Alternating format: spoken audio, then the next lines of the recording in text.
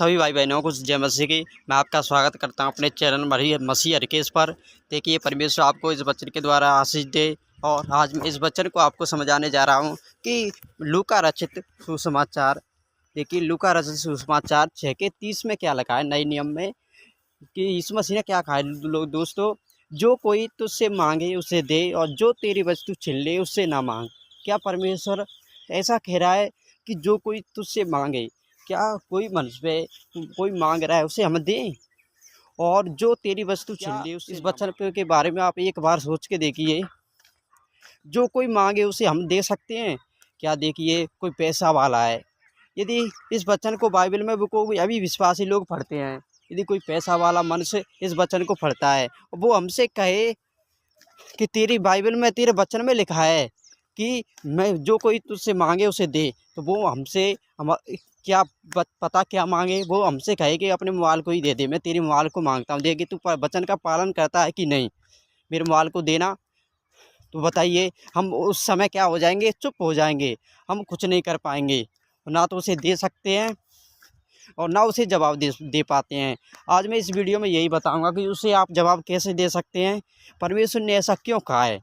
देखिए, बाइबल एक वचन पे डिपेंड नहीं होती।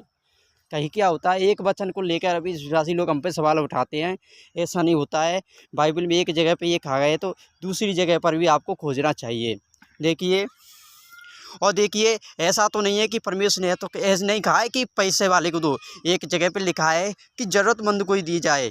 ऐसा ना हो कि गैर ज़रूरतमंद को वस्तु दी जाए, जिसको वस्तु की आवश्यकता, जो गरीब है वास्तव में, उसको ही वस्तु दी जाए, ना कि सभी को।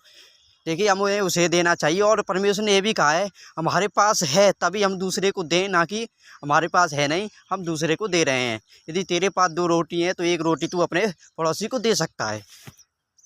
देखिए, आगे हम किस में इसमें और क्या देखते हैं, जो वस्तु तुझसे छीन ले उससे ना मांग। क्या परमेश्वर ये कहता है कोई हमसे वस्तु छीन ले उससे ना मांगे?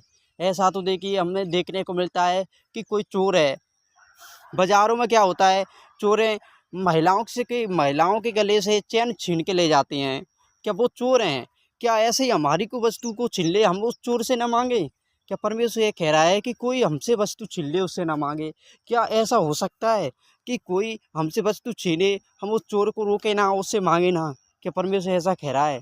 तो देखिए, आज मैं इस वचन को समझाऊंगा, ऐसा नहीं है दोस्तों।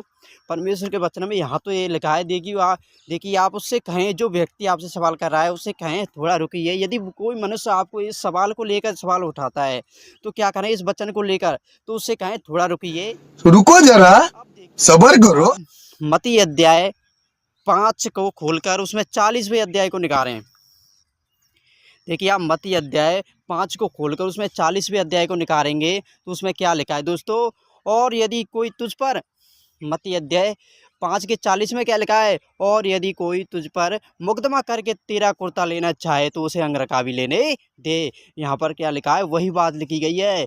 क्योंकि कोई तेरे से लेना चाहे, तो यहाँ पर क्या लिखा है, यदि कोई तुझ पर मुकदमा करके तेरा कुर्ता लेना चाहे तो उसे अंगरखा भी लेने दे। यहाँ पर भी परमेश्वर ने बात कही है, वहाँ पर भी परमेश्वर ने बात कही है, पर इसमें और उसमें ज़मीन आसमान का फ़र्क है। इस वचन से आप कह सकते हैं, देखिए हमारे वचन उसमें तो ये लिखा है, परंतु यही वचन भी देखिए उसी वचन जैसा है, जो कोई तुझसे मांगे उसे दे और जो तेरी वस्तु छीन ले उससे ना मांग।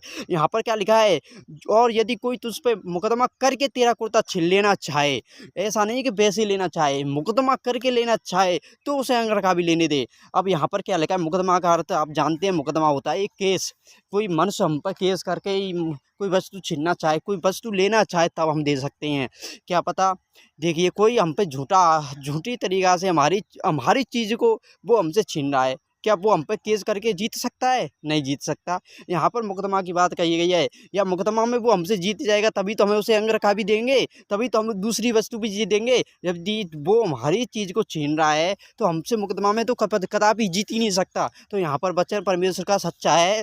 परमेश्वर नहीं चाहता, परंतु परमेश्वर देखना चाहता है कि हमारे अंदर कितनी बुद्धि है, हम परमेश्वर के वचनों को किस प्रकार इस्तेमाल करते हैं। सब वचन परमेश्वर ने अच्छे कहे हैं, बहुत ही सुंदर हैं, और परमेश्वर की एक एक बात बहुत ही कीमती है। देखिए, यहाँ पर भी वही वचन है, मत्ती अध्याय और लूका रचित 6:30 में लिखा था, वही बातें यहाँ पर लिखी गई हैं। मत्ती अध्याय 5:40 में आप ऊपर भी दे सकते हैं। वही सेम बात लिखी गई है कि कोई एक गाल पर मारेगा तो उसके सामने दूसरा भी फेर दे।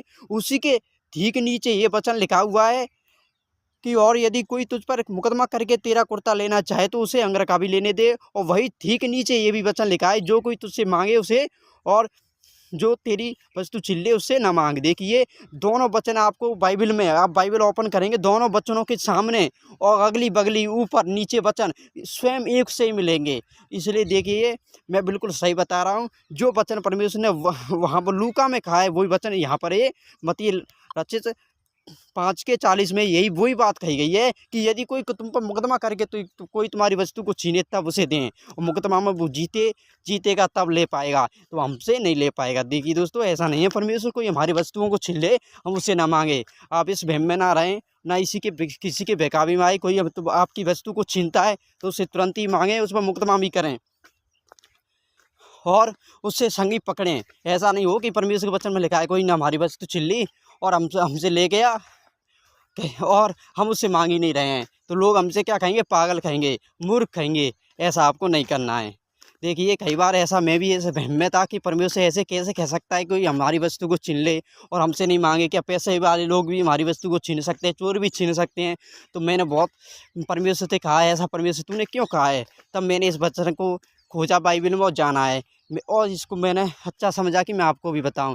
और देखिए एक मेरी वीडियो बनी हुई है 8 मिनट की, उसको भी आप यूट्यूब पर जाकर प्ले लिस्ट में आप दे सकते हैं कि उस पर मैंने बताया कि परमेश्वर ने ऐसा क्यों कहा है कोई एक गाल पर थप्पड़ मारे तो उसकी ओर दूसरा भी फेर दें। ऐसा भी परमेश्वर ने क्यों कहा है, उस पर भी आप वीडियो को देख सकते हैं। इसी तरह की जानकारी के लिए मेरे चैनल को सब्सक्राइब करें दोस्तों, और सभी मसीह भाई बहनों के पास इस वीडियो को ज़रूर शेयर करें ताकि वो भी इस वचन का सही अर्थ समझ सकें। धन्यवाद दोस्तों। आमीन।